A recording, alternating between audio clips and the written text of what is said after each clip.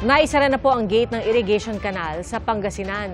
Nasanhi umano ng flash flood sa ilang bahagi ng bayan ng Umingan. Halos 300 bahay ang apektado. Saksi, si CJ Torida ng GMA Regional TV.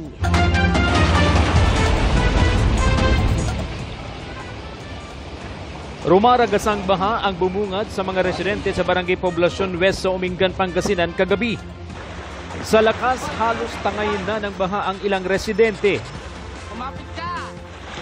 Pero ang ilang sasakyan, gaya ng motorsiklong ito, pilit na sinuong ang baha. Maya-maya, tinangay na rin sila ng agos. Gamit ang isang lubid, tulong-tulong ang mga residente at rescue personnel ng MDRRMO na mailigtas ang dalawang sakay ng motorsiklo.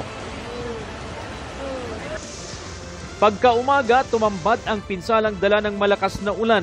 Dahil sa bilis ng ragasan ng baha, wala raw na isalbang gamit si Aling Belen. Diyan na yung tubig, wala na, bigla-bigla na lang. Wala ka namang magawa naman kasi yan nandyan na. Damay sa baha ang kanilang kotse, pati na rin ang motorsiklo ng kanyang mga pamangkin. Nalunod din sa baha ang kanilang mga alagang tuta. Halos 300 bahay sa bayan ng Umingan ang apektado ng flash flood. Nagtataka ngayon ang mga residente sa biglaang pagbaha dahil noong 2009 pa nang huling bahain ang ilang barangay sa Umingan. Sa investigasyon ng lokal na pamahalaan, hindi na isara ng mga opisyal ng barangay Masiil-Siil ang gate ng irrigation canal.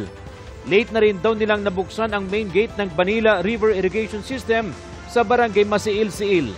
Since medyo nagkapondo na po ng tubig doon sa ating river, malakas na po yung buhos doon, and then yun nga po nakasara dun sa main gate po natin. So lahat po ng buhos or flow ng tubig po natin ay going dito sa Masiil-Siil na irrigation canals. And nabanggit din po kanina na yung track po niya or yung flow niya po is going po dito sa poblasyon.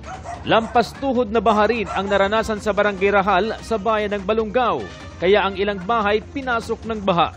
Malakas na yung tubig, tapos pinilit kong buksan yung pintuan nila kasi hindi na mabuksan dahil malakas ang tubig. Yung ginawa ko na lang, sinira ko yung pintuan nila para labasan ng tubig.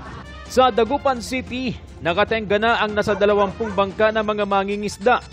Hindi na pumalaot ang nasa 300 mangingisda sa lugar dahil sa patuloy na sama ng panahon dahil sa bagyong Krising. Dito lang sir, nag-aantay lang na medyo gumanda yung panahon para saka naman lalaot. Ang ilan sa kanila, nag-ayos na lang muna ng lambat at mga damit bilang paghahanda sa muling paglaot. Patuloy ang monitoring ng mga otoridad. Ang ating abiso sa ating mga mangingisda ay bawal pumalaot. Delikado dahil matataas at malalakas ang mga alon sa dagat. Nakaranas din ng pag-ulan at makapal na hamog kaninang umaga ang La Trinidad Benguet dahil sa habagat na pinalala ng bagyo. Dahil dito, naka-red alert ang Office of Civil Defense sa Cordillera, pati na ang mga DRRMO roon. Sa Tumawini, Isabela, ilang maisan at palayan ang nadamay sa baha. Ayon sa ilang magsasaka, masisira na ang mga tanim kaya lugi na ang iba sa kanila. Matumal din ang bentahan ng mga gulay. Sa Ilagan City, ilang residente ang namataang namimingwit ng isda sa kabila ng bagyo. Para sa GMA Integrated News, ako si CJ Torida ng GMA Regional TV, ang inyong saksi. Mga kapuso, maging una sa saksi. Mag-subscribe sa GMA Integrated News sa YouTube para sa iba't ibang balita.